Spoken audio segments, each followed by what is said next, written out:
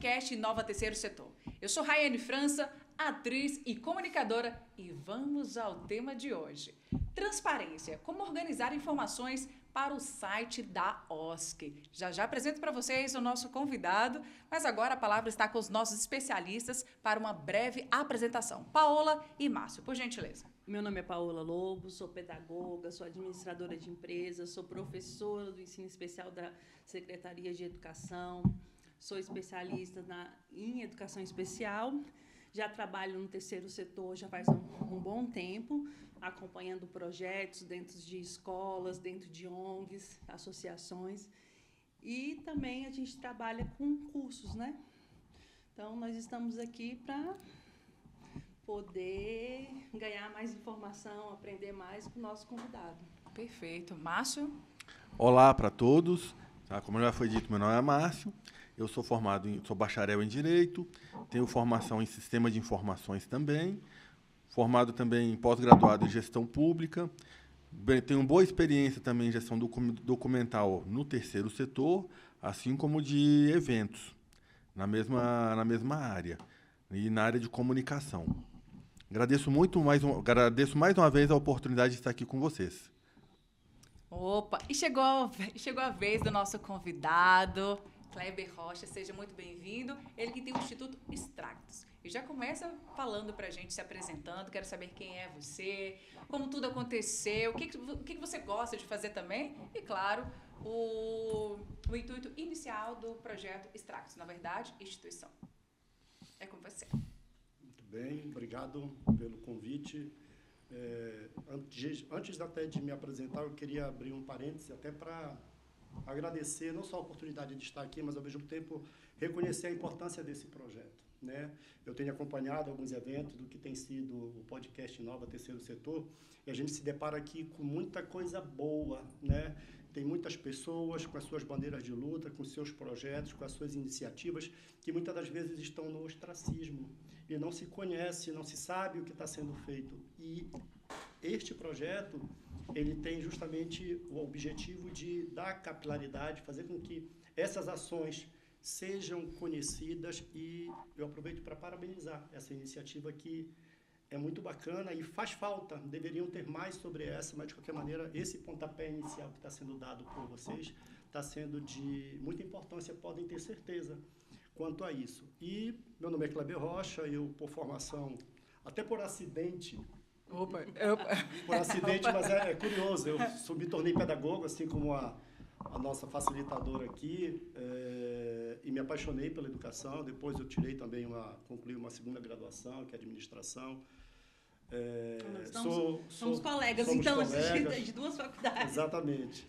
Sou um empreendedor também, e de uns 2 anos para cá me tornei também um terapeuta, através de estudos de reiki, de terapias, de florais. Vamos conversar depois. Então, a gente atua também nesse contexto. O Instituto Extractos, ele acabou se tornando um desafio para mim, porque quando eu recebi o convite, eu trago muito uma bagagem, um acúmulo profissional do que é a vida do serviço público, né? As coisas institucionais, aquela máquina engessada do que é o serviço público por natureza. E quando eu me deparei com o convite de assumir uma instituição ligada ao terceiro setor, foi extremamente desafiadora, a começar inclusive pelo nome, né? Não era o Instituto Extractos, mas quando eu recebi o convite, fui aclamado na Assembleia, e já estou no 2º mandato também, eu perguntei se eu poderia, né, mudar, apresentar uma proposta, e quando perguntaram qual que eu dei o nome, ficaram, mas por quê? De onde vem, então? Eu tive que dar uma explicação. Instituto Extractos, Extractos vem do latim, significa a essência, é aquilo que você extrai de melhor da pessoa. Eu costumava até usar como exemplo o que a gente extrai do tomate. O extrato, é aquilo que ele tem de melhor, que a gente dá para ele. Eu peguei uma florzinha do dente de leão, que é a logo do Instituto, né? Então, a flor dente de leão, ela tem a missão de disseminar por onde ela passa. Se você joga as sementes, as flores, as pétalas ao vento, onde tiver terra fértil, ela vai se multiplicando. Então, a ideia é justamente essa. Nós pegarmos aquelas pessoas que estão ali em comunidades isoladas, que têm um baita de um potencial, e dar a elas a oportunidade de que elas possam prosperar, de que elas possam encontrar caminhos igual que vem da essência do Instituto, igual como é, no caso, a Flor Dente de Leão. Então, resumidamente, é um pouco isso que a gente retrata, o que é o Instituto Extratos. Nossa, gente, vocês viram o significado? Interessantíssimo. Caramba, que profundo. É sensacional. Gente, olha o currículo dele. A gente fica até meio assim, balançado. São tantas coisas, tantas vertentes. Mas, Kleber, conta pra gente quais são as vertentes de vocês dentro do Instituto Extractos? Então, quando nós nos debruçamos em toda a documentação do Instituto, nós tínhamos uma situação que foi muito delicada. Primeiro que nós recebemos uma instituição que ela cumpriu um determinado papel até aqui. E daqui por diante nós estávamos nos deparando justamente com a lei do marco regulatório, né, que é a Mirosca, essa coisa toda. E aí o divisor de água era, nós teremos uma instituição que será generalista ou especialista. E nós optamos por uma instituição que fosse generalista, porque para você atuar de uma maneira mais especializada num determinado ramo, numa área do conhecimento ou numa frente de bandeira social, você tem que lançar mão de uma série de prerrogativas documentais. Se for na área da saúde, tem que ser isso. Então, e no nosso caso, não. Nós preferimos atuar de uma maneira mais generalista, porque a capilaridade acaba sendo maior. E alguns dos projetos que nós apresentamos transitam por isso. Cultura, esporte, empreendedorismo, política para as mulheres. Então, a gente achou melhor que esse guarda-chuva fosse mais amplo para que ele pudesse atuar onde tem essas camadas de maior vulnerabilidade e, assim, prospectar melhor essas populações, essas comunidades. Nossa, perfeito. Aí deixa eu te fazer uma pergunta. Então, e pelo que eu estou entendendo, você não trabalha assim especificamente nisso, assim, vamos supor, jogo de futebol. Você pega toda uma comunidade ali e trabalha várias ações que é necessária. Exatamente. Né? Entendi. Quando você fala do esporte, nós fizemos um projeto chamado START. Vamos iniciar. Poxa, que legal. Então, o START nós fizemos na comunidade ligada a São Sebastião. Um público de crianças e adolescentes com vulnerabilidades, com mau rendimento na escola, assim, rebeldia no contexto familiar, mas com talentos absurdos na hora da bola, de jogar futebol. E eu ainda fui jogador de futebol. Mais um aí, vá anotando o currículo dele. Uma carreira muito curta, porque operei o joelho uma vez, depois passei pela segunda cirurgia, e aí eu tive que me quietar. Não deu mais para prosseguir, por isso que ela foi muito curta. E lá nesse projeto nós nos deparamos com mais ou menos 80 adolescentes, crianças, que na hora que nós fizemos os pré-requisitos, você não pode faltar à escola, você tem que fazer as atividades, você tem que ter uma nota X, Y, Z, para que você se enquadre. Foi uma mudança de chave absurda neles, tanto no comportamento dentro da escola, no contexto familiar, associado ao rendimento ao esporte. Então, é esse tipo de casamento que deu muito certo. Então, você trabalhou, como a gente chama na pedagogia, o reforço positivo e negativo, Exatamente. Na questão, assim, você faz, você tem recompensa, mas se você não fizer aquela ação, você tem uma consequência, que, na verdade, é o que a gente deveria hoje trabalhar com todos os nossos filhos e comunidade.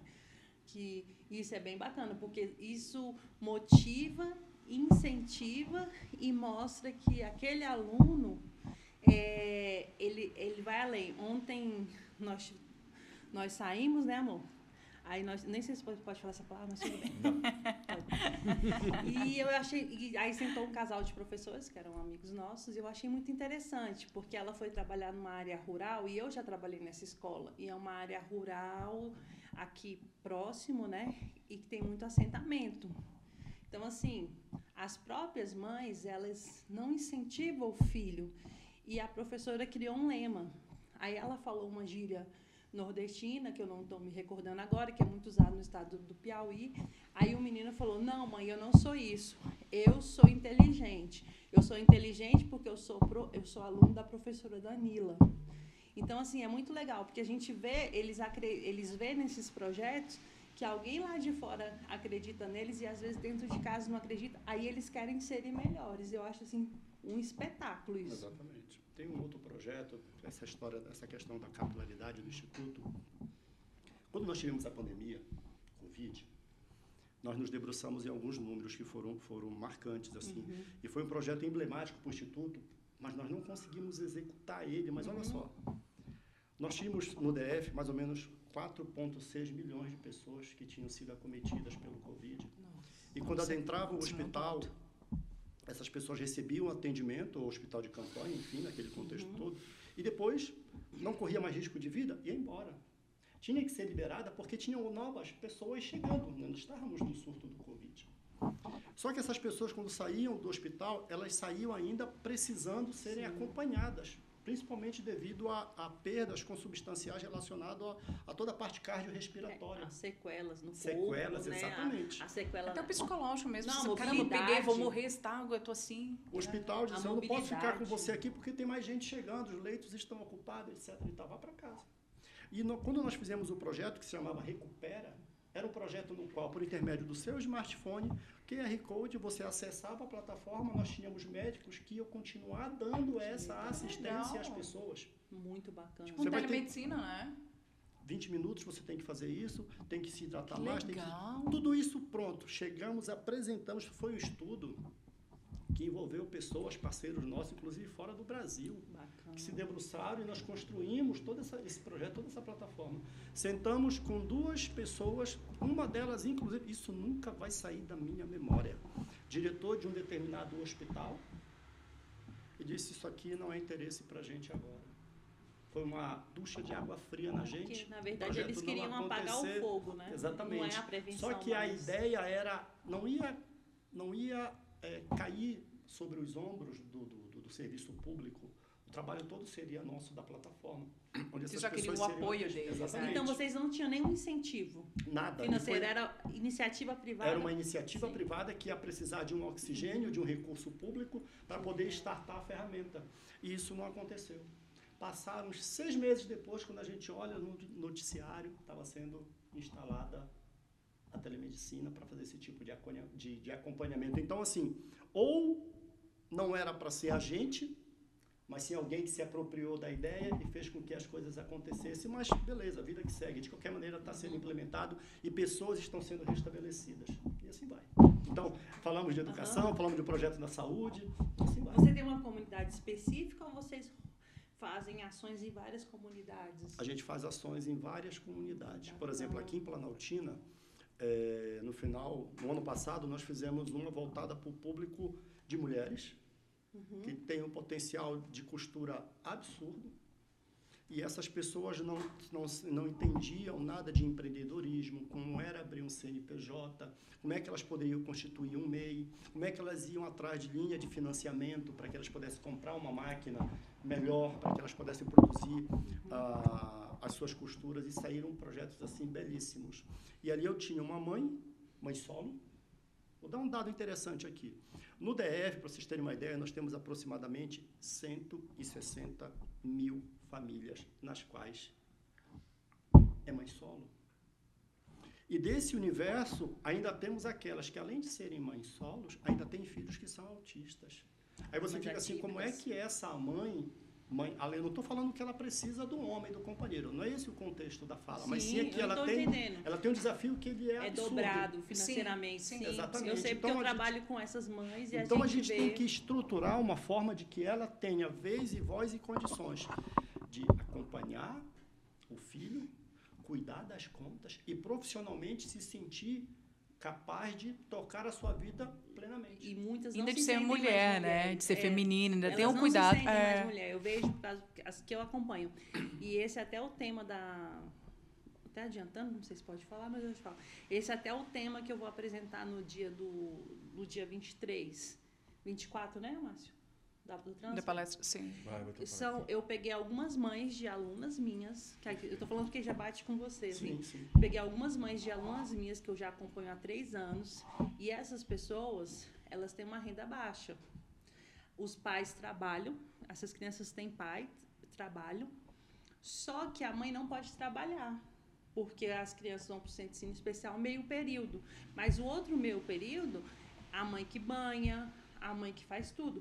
E quem tem uma criança autista, DI, DEMU, isso não é só igual a gente tem um bebê que é para até os 4 anos de idade. Não estou falando, porque eles criam independência e vão para a escola. Isso é para a vida inteira. Verdade. E muitas dessas mães, elas iniciam o luto desde o dia antes do nascimento da criança.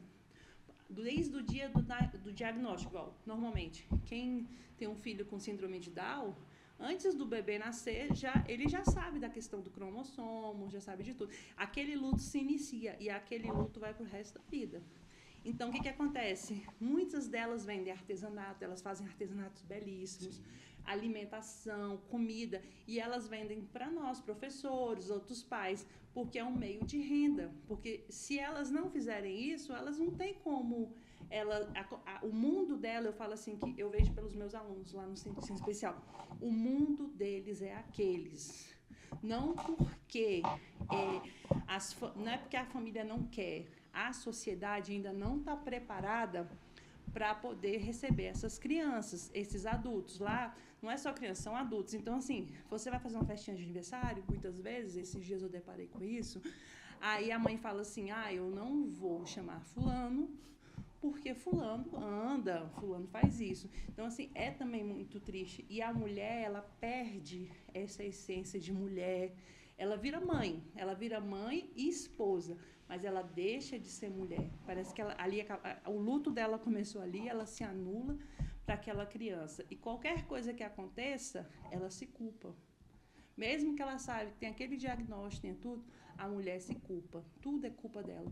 Então, assim, esse trabalho que você está fazendo é muito interessante, porque a sociedade ainda não está preparada para isso e, infelizmente, não existe apoio suficiente de psicólogos, de projetos dentro da saúde, até porque a saúde nem está dando conta mais, né? Para abraçar essas pessoas. É muito bacana o que você está fazendo. Kleber, eu achei bem interessante você falar que é terapeuta, ainda mais com essa parte mais espiritualista, mais existencialista. Você consegue trazer... Você trabalhou agora com o público feminino dentro da costura, seria costura criativa? Isso, me corrija se eu estiver errada. Esse projeto. Você citou o índice altíssimo de mães solos. Dentro desse quadro, várias mães atípicas. Com certeza você recebeu vários depoimentos, testemunho. E você conseguiu trabalhar essa parte também da parte espiritual, inteligência emocional com essas mulheres, de ouvir, de entender a história? Que tipo de depoimento você já teve que você falou assim, caramba, isso foi transformador, até na parte mesmo sendo um ouvinte? Então, diretamente não, mas a vida ela leva a gente por caminhos que você fica com umas pontas, uns fios soltos, e lá na frente eles vão se conectando. Eu tenho a minha irmã mais velha, ela é PNE. O meu sobrinho, filho da Keila, você conhece minha irmã, uma querida, gente. foi descoberto agora há 1 ano e meio que ele tem TEA. Ele tem quantos anos? Ele tem 13. Hoje está descobrindo muito, até adulto anos, mesmo. 1,84, mais alto do que eu. Desenha assim. Não acredito. Ele pega o colega aqui, do jeito que está, ele desenha. Habilidades assim. Ele tem altas habilidades. Porque o TEA ele tem altas habilidades. Altíssimas. E quando você se depara com esse contexto, há cerca de 3 anos atrás, fiz uma imersão voltada não para a religião, mas sim para a espiritualidade. E foi dito assim para mim por uma senhora no cantinho da mesa, assim, meu filho, você tem uma energia muito forte nas mãos. Eu fiquei, energia nas mãos? Aí, olha só, minha mãe era professora também, e ela, aquelas pilhas de provas para corrigir, e eu na rua brincando, moleque, 8, 9 anos de idade, mamãe corrigindo intertida, e eu na rua, coisa de moleque, menino. Quando eu chegava para fazer o bem bolado, politicamente correto, ia tomar um banho, ia para onde? Para as costas da mamãe. Fazer massagem para ela não brigar comigo, não era bobo. Só que quando eu terminava a massagem, ela dizia assim, nossa, meu filho, a dor que eu estava sentindo, da postura, sumiu. E quando essa senhora falou isso para mim, eu lembrei de que momento de quando eu era criança, que eu fazia manipulação sem técnica nenhuma nas costas da minha mãe, ela se sentia bem. Você trabalha com reiki? Aí eu me tornei um reikiano. Nossa, que legal. Eu sou doida para aprender. E me tornei um reflexologista podal. Nossa, a gente faz as massagens na manipulação gente, reflexologista dos pés. pés. Calma aí, gente, eu vou levantar meu pé. E aí a gente eu tenho um grupo, nós somos 4 terapeutas que a gente faz atendimentos com preços bem acessíveis, porque lá temos medicina chinesa, acupuntura, que você tem um material... Aqui em Planaltina? A gente faz no Vale, a gente faz em Sobradinho, e às quartas-feiras a gente faz no 3º piso da Academia Blue Fit. Onde você faz em Sobradinho?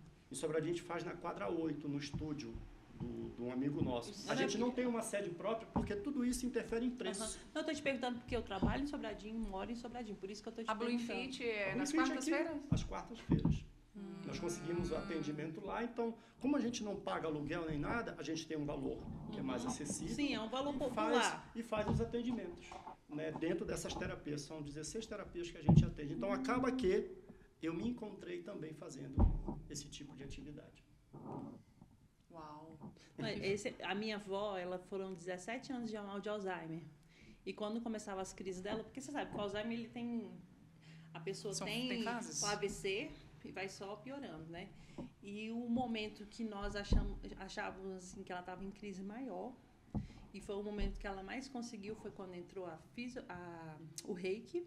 Isso era 3 vezes na semana sagrado, a acupuntura e a cromoterapia. Ela era outra pessoa, sendo que o quarto dela, as cores das luzes, o quarto, ele mudou.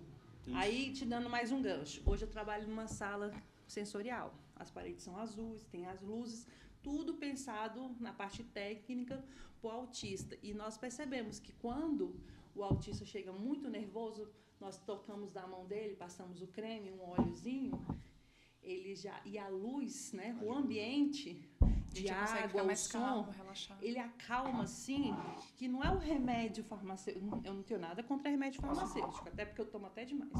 Não tenho nada contra. Mas, assim, é algo, assim, que mexe com o espiritual. Porque o autista, essas crianças especiais, que a gente não usa mais esse termo especial, eles trabalham muito sensorial. E a parte da sua terapia, que assim, a gente chama de alternativa, né? Sim. Ela conecta eles de uma forma que não agride o organismo e eles voltam. É impressionante você esse trabalho. Os chakras, sim, né, eles vão é impressionante. É interessante pra caramba. A música, o cheiro, o autista, a gente trabalha o cheiro. Põe o incenso e assim vai. Eles gostam, tem os óleos, né? Que a gente compra os óleos. Assim, na verdade, nós não compramos nada. Porque a gente não pode manipular nada. Quem traz são os pais, com receita médica, tudo. Então, esse óleo que vocês passam é os pais que trazem. Normalmente, vários deles hoje, eles fazem um tratamento com terapeutas na terapia alternativa. Uns fazem florais. São vários tratamentos. Tem o que suga, né? Que a gente chama a ventosa, né? Que eles fazem. Então, assim, esse trabalho que ele está falando é sensacional, porque não agride a parte do organismo, porque a medicação, ela acaba com o organismo. E eles ficam assim, nossa, tem estudos já comprovados como a terapia alternativa que você faz hoje ajuda na depressão, nessas doenças, no TDAH. Tanto que o próprio SUS já regulamentou várias, né? Então, hoje já é uma política pública e, graças a Deus, isso está ganhando cada vez mais uma dimensão maior. Não, é sensacional. Esse trabalho que ele faz é sensacional. E eu vejo, porque eu vejo o resultado. Eu não conheço os terapeutas que trabalham com essas crianças, assim, a gente recebe, mas eu vejo o resultado dos alunos que tem essa prática, é muito legal. Para não bater na mesa. Desculpa. Daqui a pouco, Cris. Tá bom. E aproveitar também para a gente trazer também o assunto para o nosso tema principal, que é a parte de tecnologia parte de tecnologia e inovação e o que a gente vai tratar aqui é a transparência, né? E aí eu queria perguntar para ti, como é que é tratada a transparência no Extractus? Vocês divulgam no site? Como é que vocês estão fazendo isso? Como é que está sendo trabalhado lá? Então, essa tua pergunta ela é extremamente pertinente porque eu exerci cargos públicos que, por si só, você já atua com prestações de conta, você atua com transparência na execução dos projetos, das obras e, principalmente, execução de recursos. O portal da transparência do governo não, da CGU, foi criado em 2004, inclusive é o mesmo ano em que foi criado o Instituto. O Instituto tem 22 anos de caminhada. E as pessoas confundem muito site com rede social, né? Instagram, Facebook, eles são vitrines. O site é aquilo que dá know-how, é aquilo que chancela o trabalho da tua instituição de uma forma em que ela consiga externar a sua missão, seus valores, seus projetos e, principalmente, aquilo que vai te dar uma autoridade a partir do momento dos recursos que foram executados e que eles estão ali prontos para serem vistos pela população de maneira geral. Então, o Instituto ele trabalha isso de uma maneira muito forte. Tanto que nós temos as nossas redes sociais, temos o site, e quem clicar lá na aba, tem a aba escrita Transparência, lá nós temos os projetos executados com recursos públicos. Maravilha. Eu queria só acrescentar alguma coisa. Quando a gente fala de transparência, e aí, principalmente o governo federal, vou tocar no assunto, o ministro Flávio Dino, ele lançou a DPF, né? Na verdade, não é que ele lançou a DPF, ele teve a decisão de que as OSCs deveriam trazer mais transparência aos seus trabalhos. Então, dentro desse contexto, o que acontece? A gente, quando tem o site, que é a cara da OSC, uma parte dela, né? Dentro do site, a gente tem que ter o número do CNPJ, o nome da instituição, tem que ter também constar se tiver logo, a história, um pouco da história da instituição também, né? E dentro da aba, como o nosso colega já acabou de dizer, tem a aba Transparência. Dentro dessa aba Transparência, que é muito importante, o que ela tem que ter? Um relatório de atividades, resultado de projetos. Quando você vai executar um projeto, ou na fase do pré-projeto, digamos assim, que é quando você está elaborando e já está iniciando o andamento no governo federal, o que você tem que fazer? Colocar a proposta, que é assim que começa, certo? Depois que vem a proposta, o projeto vai caminhando até ser aprovado, aí vem o restante, que você vai colocar. Foi aprovado? Foi. Então, você vai lançar o termo de fomento, vai lançar a planilha orçamentária de todos os custos que vão ser realizados do projeto e toda a documentação relevante da OSC, certo? Pós-projeto, tem que estar tudo lá também. O que a gente sempre sugere? Colocar as imagens dos eventos, o que foi feito do evento, tudo que foi realizado. Porque, assim, são duas coisas que acontecem. Uma, de fornecer as informações para o Estado, que é aquilo que foi do dinheiro gasto. Outra, que você apresenta para as pessoas aquilo que foi feito. E essas informações, por exemplo, muitas vezes, no caso do GDF aqui, que é a parte da transparência, que eles exigem também bastante o banner. O banner que eles exigem deve ser colocado, faz parte disso também, né? No caso do governo do Distrito Federal, eles exigem colocar o banner com todas as informações, que é o quê? O termo de fomento, o número do projeto, os valores do RH, geralmente, que tenha no local. Nas redes sociais, também é importante colocar essas informações para que as pessoas saibam que a OSC está prestando contas para a sociedade, né? Então, tudo isso faz parte da transparência, né? No caso do governo federal, ele é um pouco mais exigente que o governo distrital. Ele exige que todas aquelas informações sejam nos sites. Então, foto, registro. Quando a gente fala de filmagem, também, que é algo que é bastante importante, por que a filmagem? Porque aquilo que é visto não é incontestável. Tudo aquilo que você vê, que você foi lá, filmou, então o projeto foi feito, está tudo ali. Então, mesmo com aquele vídeo que você elaborou, você pode usar ele para divulgar os seus trabalhos. É importante também, porque quando alguém vê o seu projeto, mesmo se você for levar para um órgão, por exemplo, particular, para uma empresa, para pedir verba, essa empresa ela vai olhar o teu trabalho, vai saber o que aquilo ali aconteceu. E aquele vídeo que você gravou do teu projeto, ele vai ser usado em todas as fases. Pré-produção, que é o que você vai mostrar que aquilo que está sendo construído, produção, aquilo que está sendo feito, executado, e a pós-produção, que é o quê? Tudo aquilo que foi feito.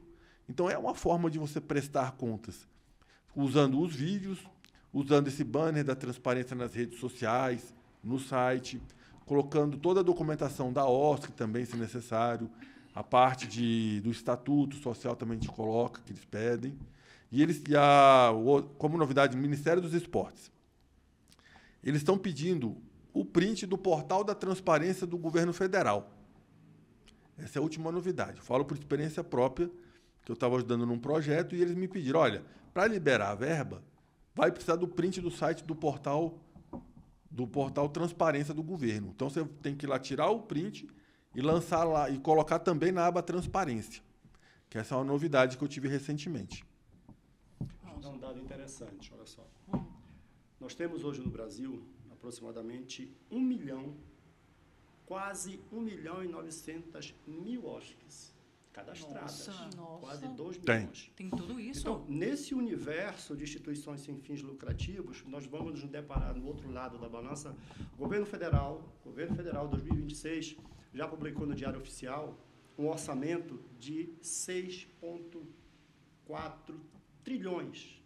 Esse é o orçamento do governo federal. Então, imagine essa quantidade de OSC, esse orçamento que é para tudo, se não tiver mecanismos, instrumentos que sejam justamente de transparência de recurso público. Então, nada mais justo, essas resoluções que saíram do Supremo, que foi a partir de 2025, atestam, né? Sim. E dizem assim, olha, se vocês estão chegando a quase 2 milhões de instituições, saibam que, a partir de agora, para vocês executarem, vocês têm que apresentarem. E isso não é para mim, governo, isso é para o cidadão, porque é a partir dele, é do recurso dos impostos que são pagos, que esse recurso se apresenta para que vocês possam executar projetos, estabelecer políticas, parcerias público-privadas, etc. E tal. Então, eu vejo isso com muito bons olhos, porque a gente acaba deixando algo bem cristalino. O nome já diz por si só, né? Transparência. Então, o Instituto Stratos está muito tranquilo quanto a isso, porque as nossas ações, elas se respaldam, tanto do ponto de vista de número, quanto do ponto de vista das ações práticas. E está lá o site, as redes sociais, com tudo muito bem apresentado. Então, vocês fazem toda essa divulgação, como você falou, o Facebook e o Instagram são vitrines, né? Uhum. Então, vocês conseguem alimentar com os projetos que vocês vão exercendo, tanto lá quanto no site? Se a gente entrar no site, a gente consegue ter essa transparência também dos projetos que vocês já exerceram, fotos? Sim. As redes sociais, elas trabalham as coisas de uma maneira mais resumida. Sim. Mas as fotos, o projeto em si, que aconteceu, uma entrevista, a parte documental está toda no site. Inclusive, da forma como nós fizemos, você clica, as páginas do termo de referência, elas vão passando. Eu quero saber o valor daquele projeto, está lá. Eu quero achar também a planilha, está lá. O cronograma de desembolso, está lá. Então, do ponto de vista daquilo que é para ser feito, respaldado, referendado, de acordo com as resoluções, as prerrogativas que foram emanadas do Tribunal, do STF, estão lá em cumprimento do que diz a legislação. Então, está tranquilo. Esse é um trabalho exemplar, Kleber. Você ter tudo aquilo dentro tudo aquilo transparente, como o Stratos tem, ele é fantástico e é muito importante, tá? Que as pessoas saibam que essa é a forma correta de se trabalhar. Nota 10 para Stratos. Apresentar para a população e para o Estado também todas as informações pertinentes à OSC. Como que a OSC trabalha, o que a OSC faz, como que ela faz, como que o dinheiro foi investido. Então, essas são as boas práticas que toda a OSC deve ter. Perfeito. É isso aí. E quando você fala que aumentou os valores, quer dizer, então, que o terceiro setor está ganhando credibilidade e, ao mesmo tempo, também os serviços que o terceiro setor oferece está sendo cada vez mais consumido pela população, porque o terceiro setor é para isso, né? O que o governo não consegue fazer, entra o terceiro setor para fazer. Então, assim, isso é muito bacana. A gente vê que as coisas estão acontecendo e as pessoas têm uma outra opção de poder buscar ajuda, atendimento, e não depender só da questão governamental. A sua fala é extremamente pertinente, porque ela levanta para a gente um debate que geralmente se diz assim: aonde o governo, as políticas públicas não chegam, chega a OSC. Uhum. Ao mesmo tempo que aonde as políticas públicas não chegam e a OSC chega, a gente tem que entender também que ela está ali como uma parceria. Ela está ali como um instrumento que pode... Eu vou usar um termo aqui, mas não me compreendo de maneira equivocada. Eu vou dizer driblar, mas no ponto de vista aqui. Se eu tenho um processo licitatório que dura 3, 4, 6 meses, aí a empresa que ganha volta, entra com recurso porque acha que a outra que ganhou não deveria, e fica esse tiroteio. Uhum. Quando você estabelece um termo de fomento, um projeto, uma parceria público-privado, e você encurta essa distância, E vai exatamente onde tem uma demanda, você lança a mão dessas instituições, elas apresentam o projeto, elas realizam o que deve ser feito no espaço de tempo muito mais curto. Então, quando o ente federativo, quando o serviço público, quando os gestores, que muitos ainda não atentaram para isso, se olhar para uma instituição do terceiro setor e ver como uma parceira, isso ainda vai ser muito maior. Por quê? Porque esse distanciamento, vou usar como exemplo, ele vai ser cada vez menor. Porque eu posso justamente fazer, como eu falei anteriormente, um termo de fomento, posso buscar uma parceria com umas universidades, com seus observatórios, trago uma instituição para dentro disso e vou lá na zona rural da comunidade do Vale do Amanhecer e vou executar um projeto. Comunidade desassistida, comunidade esquecida, mas que tem lá... Vou dar um exemplo para vocês, me permita. Por favor. Tem um projeto social no qual eu faço parte, onde a gente atende 50 moradores de rua. O DF tem aproximadamente 10 mil moradores de rua e a sua maioria não é do Distrito Federal, mas são brasileiros e estão morando aqui e cabe a nós, enquanto ente federativo, cuidar dessas pessoas. E quando você cuida delas, olha que interessante, a gente faz uma espécie de uma anamnese e tem lá moradores de rua com um talento absurdo, ex-estudante de direito, medicina, filosofia. E um deles me chamou bastante. Eu fiquei apaixonado, no bom sentido do termo, por causa dele, porque ele é um professor pardal. Ele sai de dia para vender refrigerante, cerveja. E ele que fez o carrinho dele. E no outro dia ele faz cachorro-quente. O mesmo carrinho que conserva uma bebida gelada, conserva algo que você vende, tem que estar quente, que é o cachorro-quente. E quem fez isso? Ele. Então, por que eu não pego esse morador de rua, que é um empreendedor, e vou dar a ele uma capacitação, vou pegar esse carrinho dele, vamos ver aqui se a gente consegue fabricar em pequena escala. Você gastou aqui R$250, vamos criar um banco de fomento? Vamos estabelecer linha de crédito de R$5.000, tu vai comprar 20, material para vender 20. Vai trabalhar uma margem de lucro de 100%. Imagine o que ele vai bater no peito e vai dizer, eu vou deixar de ser um morador de rua, eu tenho o meu negócio, é eu que faço e vou voar. Então, mas para isso, é aquilo que eu falei, a gente tem que se deparar com gestores que atentem para isso. Não busque só dar o alimento para ele, aquela história, não, ensine a pescar. Então, eu fiquei assim, olhando, porque ele sai com o carrinho dele, mas não tem como fazer outro. Mas aqui é só para dar um exemplo de que eles têm os projetos sociais estão aí para isso. Quando eu estava fazendo pedagogia, eu prestei um serviço voluntário numa clínica de reabilitação em Sobradinho, que chama Missão Peniel, com a pastora Cláudia, que é uma pessoa assim, maravilhosa.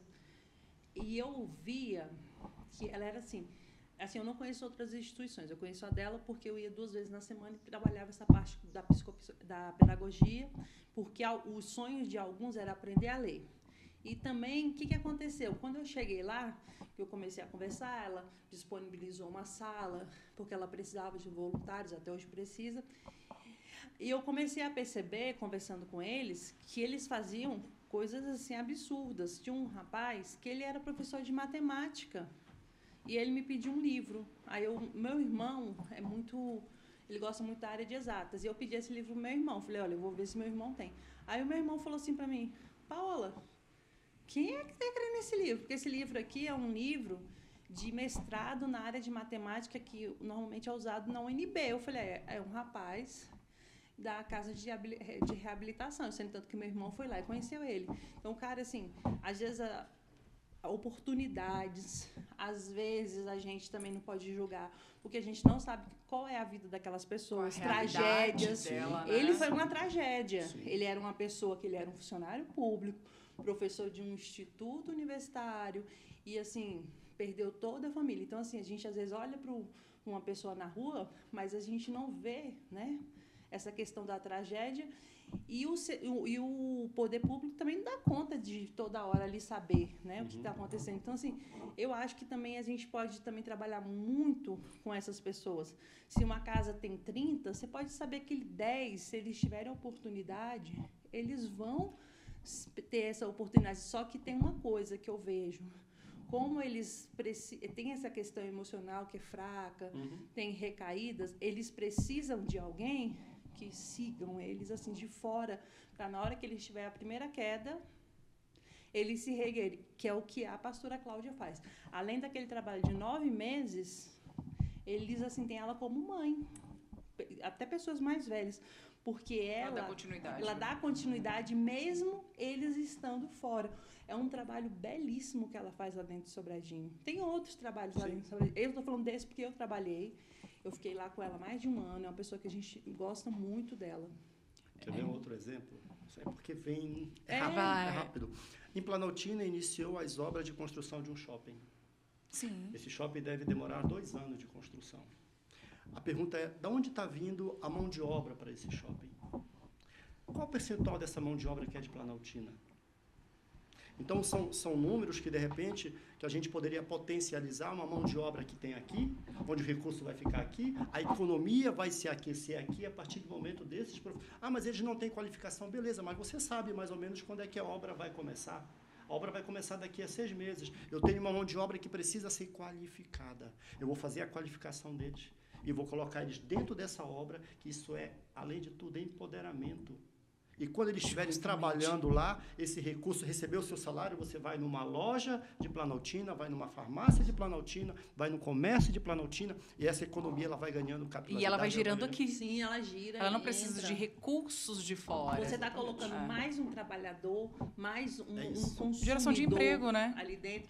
E mais um cidadão que ele vai te ajudar. Porque eu já tive provas disso. Nesse período que eu fiquei lá, uma vez deu um problema lá em casa, no telhado, e eu lembro que era véspera de Natal, quase 8 horas da noite. E eu liguei para ela. Falei, pastora, pelo amor de Deus, estourou cano, o telhado. Ela falou, não se preocupe.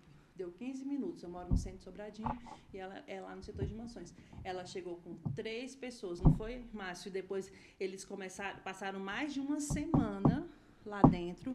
Aí nós, né, falamos, não, quanto que, assim, ele não pode pagar para eles, mas fizemos uma doação, que seria o valor de um pedreiro. Mas aonde, véspera de Natal, Ano Novo, eu não lembro, não sei se foi véspera de Natal, Ano Novo, que a gente ia conseguir um pedreiro para casa da gente, para tampar os canos e arrumar de emergência o telhado.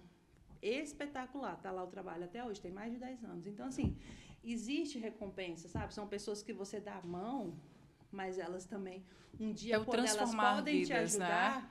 Elas te ajudam. São a questão das oportunidades, né? Igual você citou um exemplo bem claro, vários exemplos, mas pegando o shopping. Poxa, são 2 anos. Sim. Se você ir lá e perguntar, não, já fechamos o quadro. Não sei o quê, mas não sei o quê. Tá, mas qual a quantidade de pessoas de Planaltina conseguiram, na verdade, uma oportunidade para estar trabalhando nesse shopping? Carteira assinada. Quantas? Então, se a gente chegar lá, a gente vai se deparar com a realidade triste, porque talvez nem 1/3 das pessoas sejam daqui de Planaltina. Tudo de fora. Já estamos chegando, né, quase ao final da nossa entrevista, mas antes de ir para as considerações finais, Kleber, eu queria que você me falasse, como ente federativo, qual desafio que você passa como ente federativo. Você falou assim, esse é o maior desafio que eu passo. Ou quais desafios que você passa como ente federativo? Acredito que o maior desafio que a gente tem é sensibilizar mais os atores políticos da importância que existe no terceiro setor. Quando nós mudarmos a chave e que essa mentalidade do gestor público seja uma mentalidade mais atinada, mais sensível, ele vai pegar uma carona absurda naquilo que as instituições sem fins lucrativos podem fazer. Fomentos, projetos, trabalhando ainda o que o colega falou da transparência, vou voltar rapidinho na questão do shopping. Você se depara lá com uma placa identificando os recursos que estão sendo usados naquela obra e ainda chegar com o empresário, o empreiteiro, o dono que está fazendo a obra e dizer assim, olha, você vai receber uma política de isenção de impostos porque você está privilegiando essa mão de obra aqui. Então, isso é política pública, isso é gestão de recursos, isso é parceria na qual as instituições sem fins lucrativos vão entrar. qualificando. Porém, é aquilo que eu estava dizendo para você. A gente esbarra quando a gente senta para conversar com alguns gestores e eles travam. Vou usar o exemplo da minha região. Eu moro no DF, me adotou há 16 anos, eu sou do Norte, uma região extremamente esquecida. O ano de 2024, por parte de recursos, se não me engano, Sudã e Sudene, voltaram para os cofres públicos 56 bilhões de reais. Recurso que existia para fomentar projetos, e os projetos não foram aprovados, não foram apresentados, não foram analisados, e o recurso voltou. Então, nem sempre pode ser dito para nós de que não tem dinheiro, existe. Agora, falta um grau de sensibilidade mais acurado dos nossos gestores para entender que nós estamos aqui para estabelecer parcerias dentro daquilo que é a transparência, que são prerrogativas legais, não tem como você correr.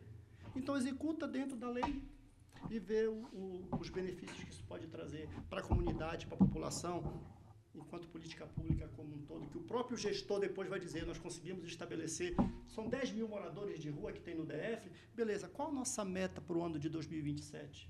Quantos deixarão de ser moradores de rua? Quantos terão a carteira assinada a partir dessa data? Não tem esse olhar sensível, essa gestão, né? Então, para mim, o desafio maior que a gente tem é incutir, sensibilizar nos atores, nos gestores, a importância que existe do terceiro setor. E nós estamos disponíveis para sentar, para a gente dialogar, para a gente apresentar de maneira propositiva projetos que possam encurtar essa distância e proporcionar melhor qualidade de vida para as pessoas. Nossa, show de bola. Muito. Vamos para as considerações finais, agora com vocês. Só tenho, assim, estou impressionada com o seu projeto, até porque eu me identifiquei muito por causa da minha área, né? E, assim, parabéns. É muito legal, porque é difícil a gente achar, né, pessoas assim abertas para poder, nessa questão da terapia alternativa, começar a trabalhar, porque eu acho isso algo muito inovador. Assim, historicamente é muito antigo, mas a aceitação é inovadora. Não são, assim, então, eu acho isso sensacional, porque nem todo mundo quer. Porque hoje o que eu percebo é que as pessoas querem coisas rápidas. São imediatistas. E, assim, são coisas assim, aquela coisa assim, hoje eu vou fazer uma dieta, em uma semana eu perco 5 quilos, né? Porque eu tô... Cara, eu vou pegar uma régua ali, cara. Pra você bater, eu vou bater na mão. E eu vejo assim, e a gente sabe que a terapia alternativa é um estilo de vida também. Sim. Você tem que mudar os seus hábitos, sua alimentação, mudar a rotina do sono. Então, assim, eu acho isso um espetáculo. Eu tenho certeza que um dia eu vou conseguir. Eu sou uma admiradora, mas eu vou conseguir. Eu não me engano. Minha vida ainda é muito assim, incorreta, mas eu ainda vou conseguir, porque eu já fiz isso uma época da minha vida e foi a melhor época que eu tive, que foi uma época que eu tinha muita crise de enxaqueca e da coluna. E eu segui todos os passos da acupuntura, do reiki. Foi a época, e eu fazia yoga, e foi a época que eu tive a melhor qualidade de vida. Foi nessa época. Eu só tenho que te parabenizar. Achei sensacional o seu trabalho. Obrigado. Vamos conversar sobre isso. Show de Vou entrar na bola. roda de vocês. Agradeço mais uma vez a oportunidade, tá? Lembrando ao pessoal que faz trabalho social, as OSCs, né, e etc., que a transparência ela é fundamental, não só para você prestar, não ter dor de cabeça com o governo na hora da cobrança, na hora de entregar a documentação, mas para você publicar o seu trabalho para que as pessoas vejam o que você fez e que você fez de forma exemplar. A transparência, a boa prestação de contas, ela traz o quê? Credibilidade ao gestor da OSC e àquela pessoa que está olhando a OSC. Ela vai ver a sua OSC com outro olhar, porque ela vai olhar a sua OSC e falar, poxa, todas as contas estão aqui, ele já mostrou como é que faz, ele tem uma transparência absoluta, então ele vai trazer confiabilidade. E outras pessoas vão querer se envolver no seu projeto. É por isso que é bastante importante o gestor da OSC gravar sempre que possível, toda a documentação ser publicada, planilhas de custo, a documentação da OSC também está no site, para que as pessoas saibam que aquela OSC é uma OSC verídica, que ela é verdadeira, que aquilo é um site original. Então, é bastante importante você ter transparência na sua ONG, na sua OSC ou na sua associação, que são todos parte do terceiro setor. Muito obrigado. Márcio. E agora, Kleber Rocha, com você, suas considerações. Deixa aí o seu Instagram, o Instagram da Stratos, por gentileza. Agora o mexer com você. Primeiro, só reforçando a fala do nosso colaborador, essa questão da transparência, como a gente já falou anteriormente, ela é muito importante para legitimar o trabalho da OSCE, né? E, ao mesmo tempo, dar às pessoas qualquer tipo que envolva desconfiança, mas não acessa, verifica como é que estão as coisas lá, porque isso te dá 3 coisas: credibilidade, te dá segurança jurídica e te dá legitimidade social. Então, se você quiser trabalhar com essas 3 diretrizes, não esqueça de atuar no campo da transparência, porque isso vai te dar lastro para continuar o teu trabalho à frente da instituição. O site é institutostratos.com.br. Nós queremos também tirar o .org.br, porque isso é mais um know-how que dá, porque o .org é que te dá é como se fosse uma nota a mais no teu currículo, então é algo que a gente está buscando também. E, mais uma vez, aqui agradecer a oportunidade, parabenizar pelo trabalho. Tem a equipe que fica por trás, né, que fica ali nos bastidores. E aproveite, dê um like, assista, reproduza esse conteúdo para os seus colegas, para os seus amigos. Você faça deles objeto de estudo, inclusive. Tem muita coisa boa sendo dita aqui, tem muita coisa interessante que está sendo apresentada aqui. E vocês que estão nos assistindo, prestigiando, tornem-se também essa caixa de ressonância. Levem tudo que está sendo debatido aqui para que mais pessoas tenham acesso a essas informações, porque quem ganha é a população, é a comunidade, são as instituições de ensino, são os professores, todos nós que somos multiplicadores do conhecimento e da informação, nós precisamos de espaços como esse. E, mais uma vez, parabéns pela iniciativa. Nossa, gente. Muito show. Meu Deus, show. Que entrevistado. Show de Rayane, bola. só falar mais uma coisa aqui. Gente, por favor, quem estiver participando do podcast, do curso, responda nossas mensagens, nós estamos enviando individualmente para cada pessoa. Se cadastrem na plataforma. Quem tiver dificuldade, pergunte através do WhatsApp. É muito bacana. O primeiro módulo do curso já está todo gravado. Já tem quantos podcasts gravados? Salvo engano, acho que uns 16 já. Então, assim, tem muito assunto. Então, por favor, não é só assistir pelo YouTube. Existe também a plataforma, porque quando vai chegando lá no finalzinho do curso, vocês não vão dar conta de assistir todas as aulas e vai ter dificuldade no plano para montar o plano de trabalho. Então, esse é o nosso pedido. Entrem no site e cadastre. Fala o nome do site, Márcio. Não vou falar não, fala você. É porque eu não... www.institutotransfer.com.br. Mais uma vez, Kleber Rocha, muito obrigada por tua presença. Gente, que homem de um olhar assim... excelente. Sabe, um olhar sensível, um olhar inovador. Kleber, continue, não pare. Lindos projetos. E esse seu olhar... Nossa, quem tem a chance, né, de ser agraciado por esses projetos no qual você exerce, eu tenho certeza que sai de lá deslumbrado. Porque a tua qualificação profissional também, essa parte mais espiritualista como terapeuta, eu tenho certeza que você consegue não só cuidar de pessoas, mas transformar a vida delas, né? E trazer esse acalento, né? Então, mais uma vez, muito obrigada por toda a presença e parabéns. Obrigado. E para você que está em casa, gente, não percam esses episódios, sabe? Um podcast mais interessante do que o outro. Vocês viram aqui a potência do Kleber.